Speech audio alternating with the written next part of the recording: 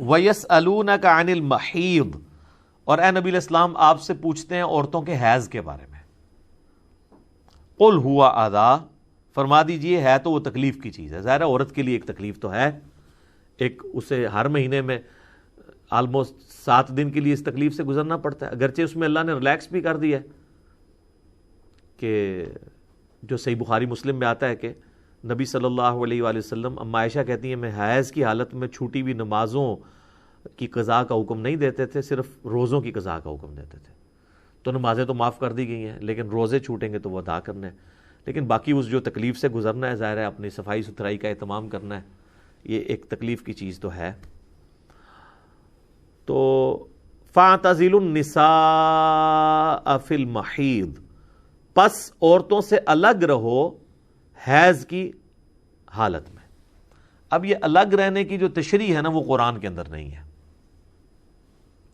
وہ بخاری اور مسلم کے اندر ہے.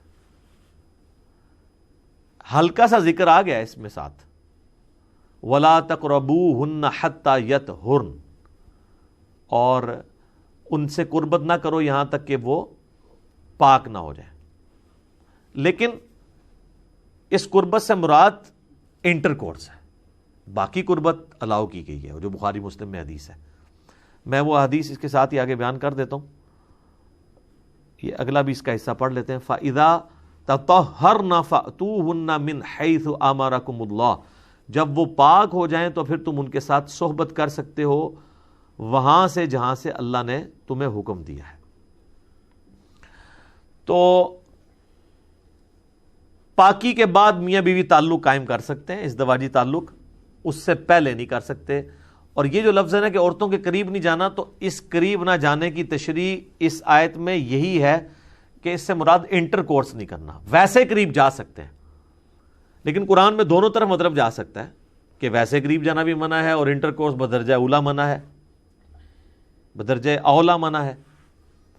تو بخاری مسلم جب آپ کھولیں گے تو امہات المومنین کہتی ہیں کہ ہم میں سے جب کوئی حیض کی حالت میں ہوتا تو نبی علیہ السلام ہمیں حکم دیتے کہ ہم اپنے آزار بند مضبوطی سے باندھ لیں، اور باقی جسم کے ساتھ نبی علیہ السلام مباشرت فرمایا کرتے تھے. وہ جو منکرین حدیث وہ حدیث چاہتے ہیں جی بخاری میں لکھا ہوا ہے، بخاری قرآن کے خلاف ہے، کہ حضرت عائشہ کہتی ہیں کہ نبی علیہ السلام حیض کی حالت میں بھی ہم سے مباشرت کرتے تھے. تو سر یہ حدیث کا تو ایک طریقہ ہے نا، جو دوسری حدیث ہے بخاری مسلم میں جس میں سیدہ عائشہ نے ام سلمہ نے اس کی ڈیٹیل بتائی ہے کہ مباشرت سے مراد صحبت تھی، انٹر کورس نہیں تھا، اور وہ ہمیں حکم دیتے تھے کہ ہم لنگوٹ باندھ لیں مضبوطی کے ساتھ، باقی جسم کے ساتھ مباشرت کرتے تھے. تو اس میں یعنی ایک مرد کو اجازت دے دی گئی کہ وہ تعلق قائم کر سکتا ہے انٹر کورس کے بغیر، یہ ایک آسانی دے دی گئی. ظاہر وہ 7 دن کا پیریڈ ہے، پلس یہ بھی ایک فہم دے دیا گیا جو صحیح مسلم میں آتا ہے کہ یہودیوں کے ہاں یہ چیز یعنی اسٹیبلش تھی کہ عورت جب ناپاک ہو جائے گی نا تو آپ نے اس کو بسترے سے بھی ہلاک کر دینا. جس طرح ہمارے یہاں پہ بھی پنجاب کے کلچر میں بعض بیوقوف لوگ ہیں وہ کہتے ہیں عورت آٹا نہیں گوندھ سکتی، عورت جو ہے وہ بچے کو دودھ نہیں پلا سکتی، وہ ہنڈیاں نہیں پکا سکتی، اور پتہ نہیں کیا کچھ کرتے ہیں، پتہ نہیں کیا نجس ہو جاتی ہے وہ. ایسا نہیں ہے، اسلام نے اس کو کنڈیم کیا. حتیٰ کہ بخاری مسلم میں حدیث ہے، اما عائشہ کہتی ہیں کہ نبی علیہ السلام اعتکاف کی حالت میں مسجد میں ہوتے تھے تو آپ جب مجھے یعنی اپنا بستر یا کوئی اس طرح کپڑے دیتے تھے تو میں حیض کی حالت میں دھو کے آپ کو واپس کر دیا کرتی تھی. صحیح مسلم میں آتا ہے کہ نبی علیہ السلام اعتکاف میں تھے تو آپ علیہ السلام نے مسجد نبوی کی کھڑکی سے مجھے کہا کہ میرا وہ بستر پکڑا دو. تو اما عائشہ نے کہا میں تو حیض سے ہوں. آپ فرمایا حیض تیرے ہاتھوں میں گھس گیا؟ یہ تو کوئی پلیدی نہیں ہے، تو حکمی نجاست ہے، حقیقی نجاست تو نہیں ہے. حتیٰ کہ بخاری مسلم میں آتا ہے امہات المومنین کہتی ہیں کہ نبی علیہ السلام ہم حیض کی حالت میں ہوتے تھے اور نبی علیہ السلام اپنا سر مبارک ہماری گود میں رکھ کے قرآن پڑھا کرتے تھے. تو یعنی قرآن نہیں گود میں رکھا ہوتا تھا، سر رکھا ہوتا تھا، قرآن یعنی زبانی پڑھ رہے ہوتے تھے. یہ بتانے کے لیے کہ عورت فزیکلی ناپاک نہیں ہے، یہ حکمن ناپاک ہے. باقی وہ خون تو ناپاک ہے جو نکلتا ہے، وہ والا خون ناپاک ہے، یہ یاد رکھیے گا. عام خون کا حکم علیحدہ ہے، اس میں غالب یہی ہے کہ عام خون جو ہے وہ پاک ہے، میرے اس پر کلپس ہیں. لیکن جو حیض والا خون ہے نا وہ بخاری مسلم میں ہے کہ وہ تو آپ نے دھونا ہے، وہ ناپاک ہے. تو نبی علیہ السلام یہ حتیٰ کہ صحیح بخاری مسلم میں آتا ہے، اما عائشہ کہتی ہیں کہ میں کھانا کھاتی تھی نا، اگر میں نے بوٹی آدھی کھا کے چھوڑی ہے نا حیض کی حالت میں تو حضور کو پکڑائی ہے تو آپ اسی جگہ سے منہ لگاتے تھے جہاں سے میں نے کھائی ہوتی تھی. یہ میسج دینے کے لیے کوئی ناپاک نہیں ہو تم. یہاں لوگ اتنے جاہل ہیں کہ جنبی ہوتے ہیں تو وہ کہتے ہیں تولیے کو ہاتھ لگایا تولیے ہی ناپاک ہو گیا. تولیے تب ناپاک ہوگا جب آپ کے جسم کی نجاست تولیے کو ٹچ کرے گی. آپ ناپاک نہیں ہیں, وہ حکم ہی ہے کہ آپ کو انٹلیکچولی آپ ناپاک ہیں, فزیکلی ناپاک نہیں ہے, ٹینجیبل آپ ناپاک نہیں ہیں, نان ٹینجیبل ہے. جو بخاری مسلم میں آتا ہے کہ سیدنا ابو ہریرہ کہتے ہیں میں گھر سے باہر نکلا تو نبی علیہ السلام کے ساتھ چلنا شروع ہوا تو تھوڑی دیر بعد مجھے یاد آیا میرے پہ تو غسل فرض ہے, جنوبی تھا میں چپ کر کے کھسکا چلا گیا, غسل کر کے واپس آیا تو نبی علیہ السلام فرمایا یہ تم کدھر چلے گئے تھے اچانک بتائے بغیر؟ تو کہا یا رسول اللہ میں ناپاک تھا. تو آپ فرمایا مومن تو کبھی ناپاک نہیں ہوتا, مومن تو پاک ہی رہتا ہے. تو یعنی یہ حکمن نجاست ہے. حکمن تو اس لیول کی ہے کہ آپ غسل بھی کر لیں. مجھے بتائیں کیا آپ بغیر وضو کے نماز پڑھ سکتے ہیں؟ تو نماز کے اعتبار سے بے وضو بندہ بھی ناپاک ہے, لیکن ویسے آپ مسجد میں بیٹھیں تو اس لیے کہا جاتا ہے کہ حکمی نجاستیں ہیں.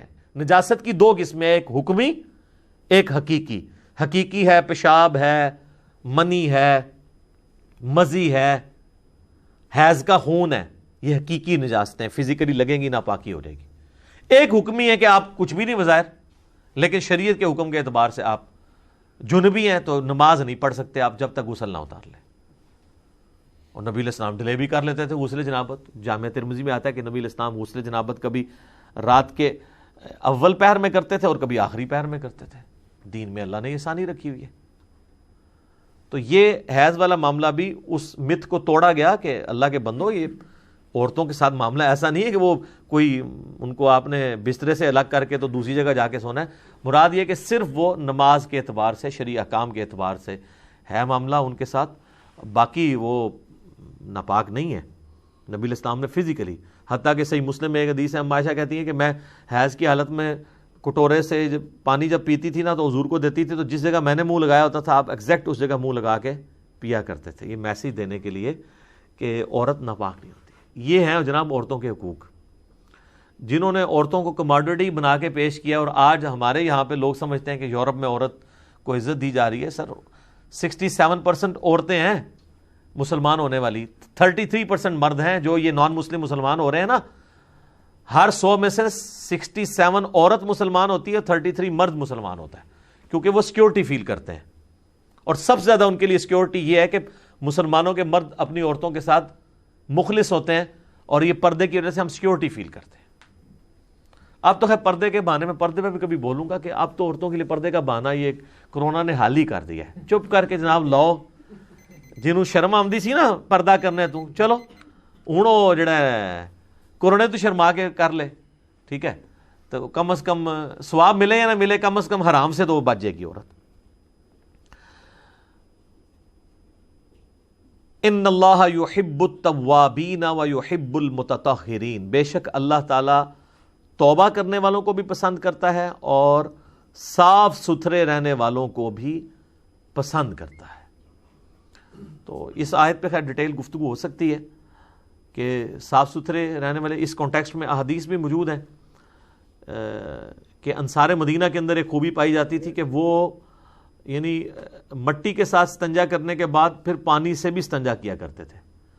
تو اس کانٹیکسٹ میں یہ آیت نازل ہوئی کہ یہ زیادہ پاکیزگی کا خیال رکھنے والے, ویسے تو مٹی بھی پاک کر دیتی ہے لیکن اس چیز کو پسند کیا گیا کہ کوئی شخص مٹی کی استعمال کرنے کے بعد یا ٹیشو استعمال کرنے کے بعد پانی سے بھی طہارت حاصل کرے, کیونکہ پانی سے طہارت پرفیکٹ حاصل ہوتی ہے ایز کمپیئر ٹو مٹی کے اور باقی چیزوں کے.